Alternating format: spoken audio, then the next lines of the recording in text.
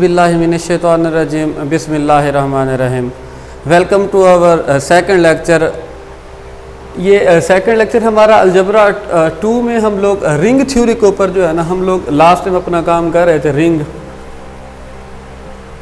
हमने रिंग की डेफिनेशन की थी। रिंग के बाद हम देखते हैं कि डिवीजन रिंग जो है ये क्या होता है। हमने लास्ट टाइम भी इसकी कुछ डेफिनेशन देखी थी। अब हम अपना नेक्स्ट काम देखते हैं कि डिवीजन रिंग क्या है।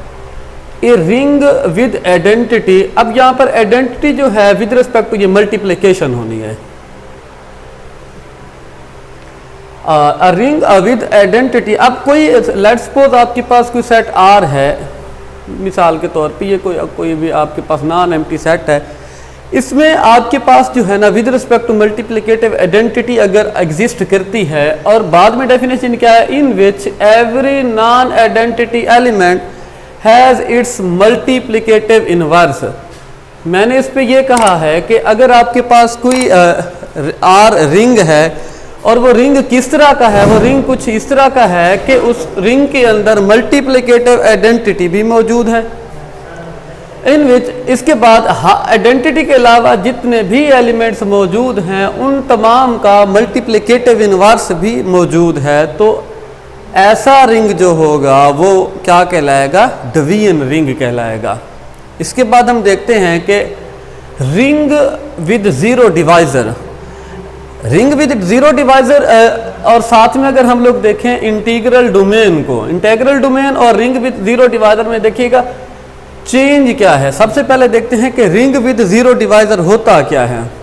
हम कहते हैं कि आर जो है under two binary operation with respect to multiplication and addition and the multiplication be R ring. अगर आर कोई रिंग है और ये रिंग किस तरह का है, ये इस तरह का रिंग है कि अगर आप उस में से कोई से भी दो एलिमेंट, इस नॉन एम्प्टी सेट में से अगर आप कोई दो एलिमेंट आप लोग लेते हो और दो एलिमेंट आप इस तरह से लेते हो कि जब उनको आप लोग मल्टीप्लाई करते हो, मल्टीप्लाई करने के बाद आपको जो रिजल्ट मिलता है वो जीरो मिलता है। लेकिन जबकि उसमें से ना तो ये ए जीरो है ना ही ये बी जीरो है, लेकिन इनका प्रोडक्ट जो है ना, देखें ए भी जीरो नहीं है, अगर बी भी जीरो नहीं है, लेकिन अगर उसका प्रोडक्ट अगर हमें जीरो मिल जाता है तो वो जो रिंग होगा वो रिंग कहलाएगा रिंग विद जीरो डिवाइजर। ये क्या कहलाएगा, ring with a zero divisor. इसकी एग्जांपल हम लोग देखते हैं कि एक हम लोग सेट ले लेते हैं, सेट ऑफ इंटीजर अगर हम लोग लेते हैं और मॉडुलो उसका हम लोग ले लेते हैं मॉडुलो 8। मैंने सेट लिया कि Z8 is equal to 0 1 2 3 4 5 6 7 8 7 under modulo 8। अब मैं कहता हूं कि अगर इसमें से मैं दो एलिमेंट्स जो है ना वो ले लेता हूं। एक मैं लेता हूं 2, ये कि 2 बिलोंग टू Z, और सेकंड एलिमेंट जो मैं लेता हूं वो मैं लेता हूं 4, देखें 4 बिलोंग टू Z।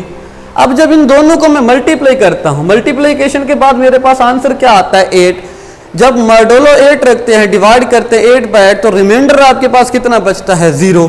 तो इसका मतलब क्या हुआ कि इन दोनों का प्रोडक्ट जो है वो किसके बराबर आ गया, 0 के। जबकि ना तो इसमें से ए 0 था ना ही इसमें से बी 0 है, लेकिन उनका प्रोडक्ट जो है वो 0 के बराबर है। तो वो रिंग जो होगा वो कहलाएगा ring with a zero divisor. इसकी एक और एग्जांपल देख लेते हैं।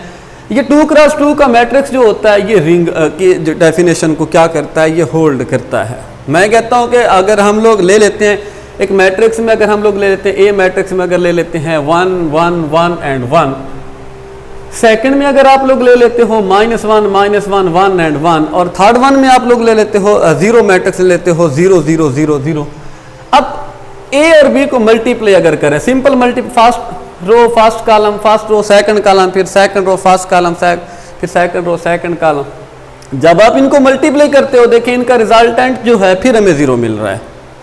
जबकि अगर देखें ना तो इसमें ए 0 है, ये ए था आपके पास, ना ही इसमें बी मैट्रिक्स 0 है, लेकिन फिर इन दोनों का प्रोडक्ट जो है वो फिर 0 मिल रहा है। तो हम इस तरह का जो रिंग होगा उसको हम लोग कहते हैं कि ring with a zero divisor. अब बिल्कुल सेम इसी डेफिनेशन के पैटर्न के ऊपर डेफिनेशन आपके पास एक बनती है इंटीग्रल डोमेन की। देखें इंटेग्रल डोमेन आपके पास क्या होगा कि एक रिंग है R, लेकिन रिंग किस तरह का है, कम्यूटेटिव रिंग है, विद रिस्पेक्ट टू मल्टीप्लिकेशन ये कम्यूटेटिव प्रॉपर्टी को होल्ड करता है। लेट्स सपोज कि इसमें अगर दो एलिमेंट्स आपके पास मौजूद हैं इस R में से, कम्यूटेटिव रिंग ये कब होता है, जब मल्टीप्लिकेशन के अंदर जो है ना ये कम्यूटेटिव प्रॉपर्टी को भी होल्ड करता है। लेकिन इसके साथ साथ उसके अंदर आइडेंटिटी भी मौजूद है, identity with respect to multiplication है, जिसको हम लोगों ने लास्ट लेक्चर में यूनिटी भी कहा था, आइडेंटिटी इसको कहते हैं, which have no zero divisor. इस रिंग के अंदर जो आप लोगों ने ये लिया है कम्यूटेटिव रिंग, इसके साथ आइडेंटिटी भी मौजूद है, फिर आपने फिर क्या देखना है कि उसके अंदर कोई भी जीरो डिवाइजर आपको नहीं मिल रहे। कोई से भी दो एलिमेंट्स आप लोग लेते हैं, उनका प्रोडक्ट जो है वो जीरो एक ही सूरत में हो सकता है, किस सूरत में, या तो उसमें ए जीरो हो या ही उसमें अगर बी जीरो है। तो इस तरह का जो रिंग हो उसकी डेफिनेशन को हम लोग कहते हैं कि ये इंटेग्रल डोमेन है। डेफिनेशन मैंने इस पे लिख दी है। अगर सेट ऑफ आप लोग इंटीजर को अगर आप लोग देखते हैं, सेट ऑफ इंटीजर जो है ये आप इसको जब आप लोग चेक करेंगे तो इसमें कोई सा भी एलिमेंट जो है वो फर्ज कर लें 2 मल्टीप्लाई बाय 2, आंसर देख लें 4 आएगा, 0 नहीं आएगा। तभी 0 होगा जब उसमें से कम से कम एक एलिमेंट जो है वो 0 अगर मौजूद है, तो इसको हम लोग कहते हैं कि ये इंटेग्रल डोमेन है। नाउ इसके मैंने जो है कुछ पॉइंट्स जो हैं वो मैंने रिंग के लिखे हैं, वो ज़रा उसको एक दफ़ा देख लेते हैं। इसी डेफिनेशन के अंदर रहते हुए मैंने कुछ इसके पॉइंट्स बनाए हुए हैं, ज़रा उसको एक दफ़ा देख लेते हैं, डिस्कस कर लेते हैं।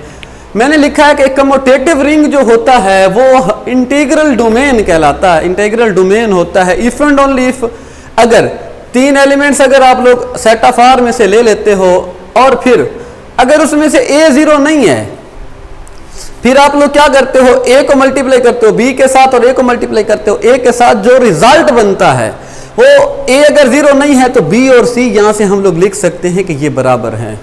इसकी जो सेकंड प्रॉपर्टी है, इसकी सेकंड प्रॉपर्टी में a non zero finite integral domain जो है ये हमेशा फील्ड के होता है। फील्ड क्या होता है, फील्ड की डेफिनेशन में हम लोग अगर देखें तो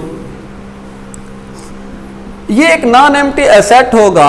अगर आप लोग ये देखें, ये 5 कंडीशंस जो हैं ग्रुप की विद रिस्पेक्ट टू एडिशन भी अगर होल्ड करता है, 5 condition with respect to multiplication भी अगर ये होल्ड करता है, और इसकी 11वीं property 11th property distributive law को भी अगर कोई आपके पास नॉन एम्प्टी सेट है, वो अगर इन 11 प्रॉपर्टीज को ग्रुप की जो है with respect to addition and multiplication अगर ये प्रॉपर्टीज को होल्ड करता है तो वो फील्ड कहलाता है। नाउ फील्ड हमेशा इंटीग्रल डोमेन होगा।